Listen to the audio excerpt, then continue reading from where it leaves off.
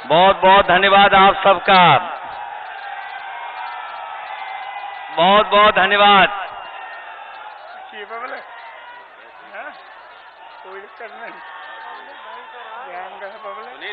स्वामी भ्रमानंद जी महाराज, उनकी त्याग और तपस्या की वजह से और उनके लगातार परिश्रम की मेहनत से ये इतनी बड़ी संस्था खड़ी है। मैं सबसे पहले त्याग मूर्ति स्वामी भ्रमानंद जी महाराज जी को प्रणाम कर करके उनको मैं याद भी करता हूं। उनके प्रयासों से ही न जाने कितने लोगों को इस संस्था में पढ़ने का और आगे बढ़ने का मौका मिला होगा।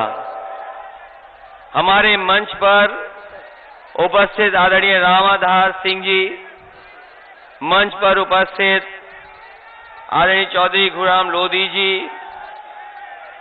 पूर्व विधायक डॉक्टर अमरीश कुमारी जी, अनिल अहिरवार पूर्व विधायक जी, पूर्व विधायक गैरुद्दीन अनुरागी जी, राम किशन जी, श्रीमती चंद्रकांता लोधी जी, जमील राठवी शायर साहब,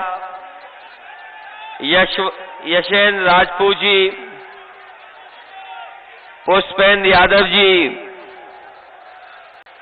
यहां पर समाजवादी पार्टी के उपस्थित सतपाल और हमारे अंबेडकर वाहिनी के प्रदेश के अध्यक्ष, उपस्थित बड़ी संख्या में समाजवादी साथी जो मंच पर उपस्थित हैं, सभी पदाधिकारीगण, इस चुनावी जनसभा में उपस्थित हमारे सभी आदरणीय किसान भाई, बड़ी संख्या में नौजवान साथी, पत्रकार बंधुओं, मैं सबसे पहले यहां की जनता का बहुत बहुत धन्यवाद और आभार प्रकट करना चाहता हूं। मैं जोश और उत्साह देख रहा हूं, ये जो जोश और उत्साह दिखाई दे रहा है, ये बदलाव का उत्साह है। ये लोग वो हैं जो परिवर्तन चाहते हैं। ये वो लोग हैं जो उत्तर प्रदेश को देखना चाहते हैं कि खुशहाली के रास्ते पर जाए। मैं अभी झांसी के एक कार्यक्रम में शामिल होकर के आया हूं। झांसी होकर के आपके बीच में पहुंचा हूं। झांसी के लोग तो झांसे में नहीं फंसने वाले। झांसी के लोगों ने तो ऐलान कर दिया है कि अब वो झांसे में फंसने वाले नहीं हैं। बताओ, यहां के लोग, कहीं आप लोग भारतीय जनता पार्टी के झांसे में तो नहीं आ जाओगे?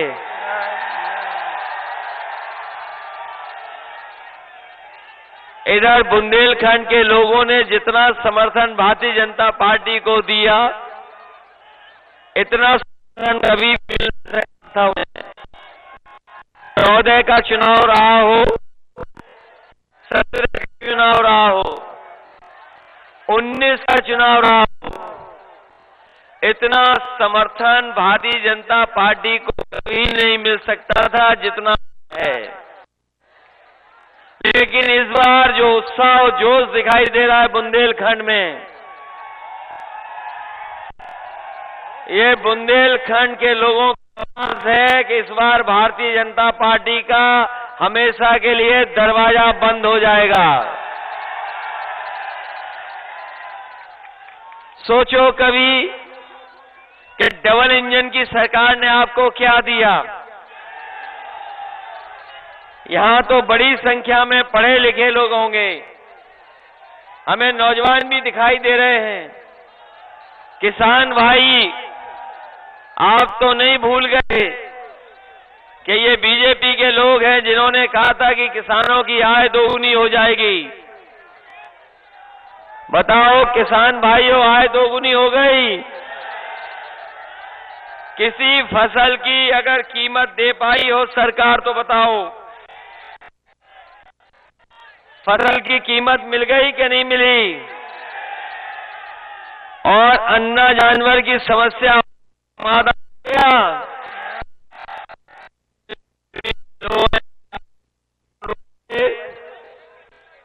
अन्ना जानवर के लिए खर्च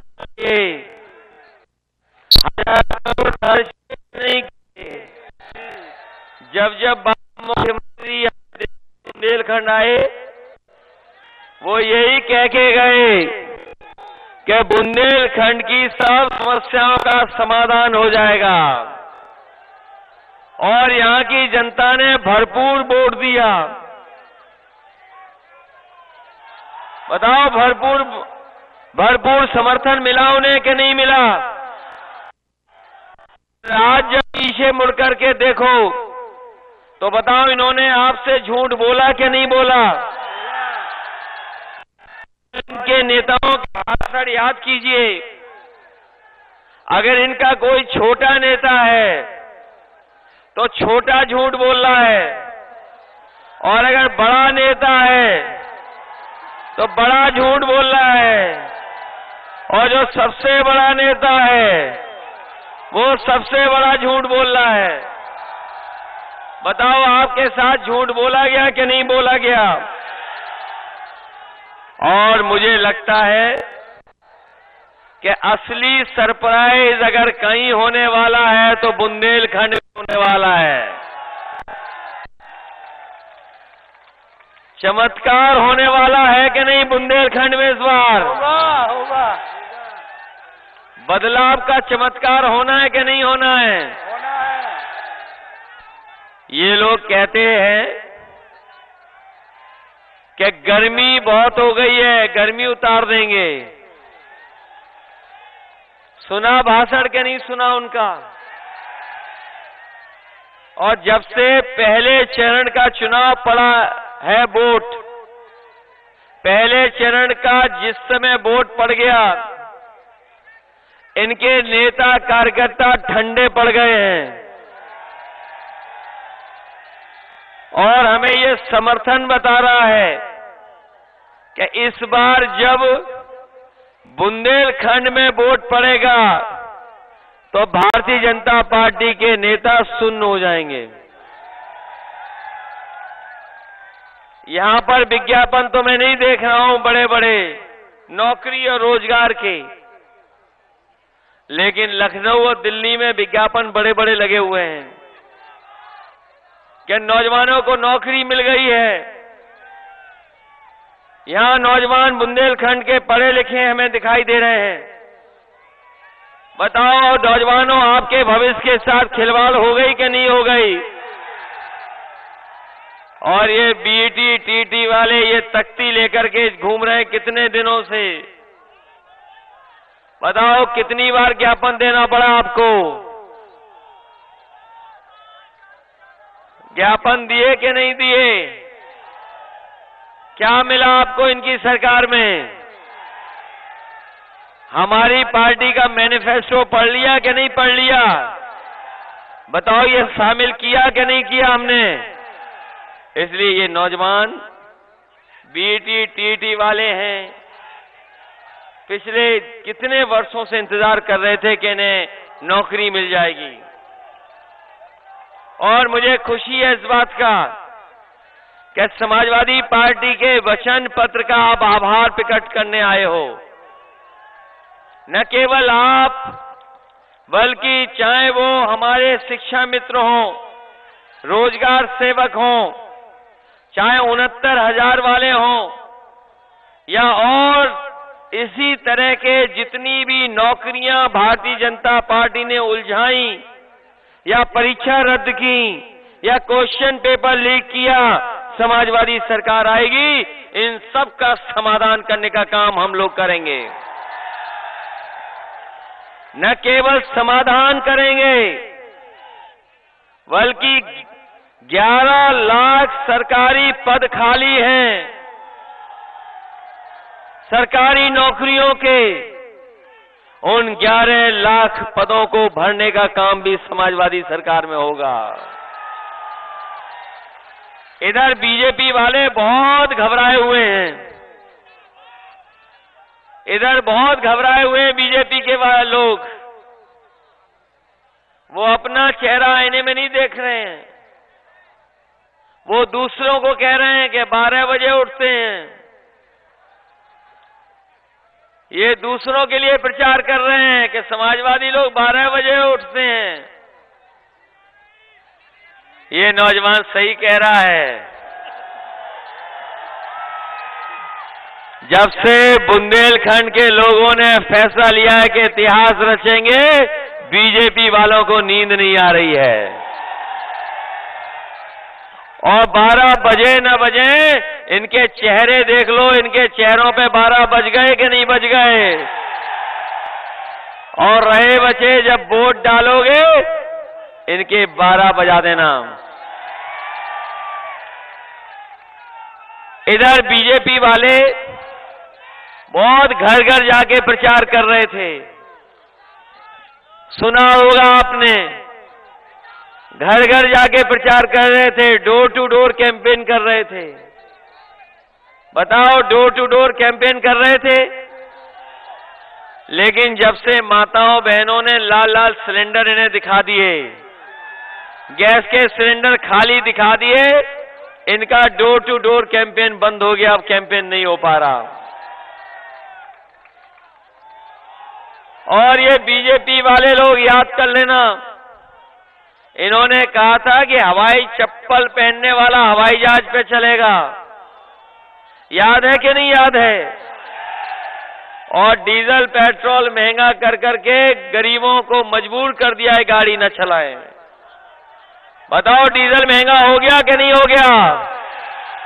और पेट्रोल 100 के लगभग हो गया कि पार हो गया? इनकी सरकार बन गई तो आपको पेट्रोल 200 रुपए खरीदना पड़ जाएगा। पेट्रोल 200 रुपए बेचेंगे। और जो लोग पढ़े लिखे हैं वो जानते होंगे, ये राशन पहले नवंबर तक दे रहे थे। पहले ये तय था कि नवंबर तक राशन देंगे, और अब तय किया इन्होंने कि मार्च तक राशन देंगे। बताओ बीजेपी वालों, मार्च के बाद राशन कौन देगा? ये जो राशन है, ये वोट के लिए, वोट चाहते हैं इसलिए राशन दे रहे हैं। और ये बात अगर मेरी नहीं मानते हो तो इनका घोषणा पत्र और इनका वो पढ़ लेना आप, जो बजट आया है दिल्ली वाला। दिल्ली वाले बजट में राशन का पैसा खत्म कर दिया। बताओ, पैसा खत्म कर दिया बजट में कि नहीं कर दिया? जो लोग बजट में पैसा नहीं रख रहे हैं वो राशन क्या देंगे? और राशन केवल इसलिए दे रहे हैं कि वोट मिल जाए, लेकिन हम समाजवादी लोग आपको कह करके जा रहे हैं।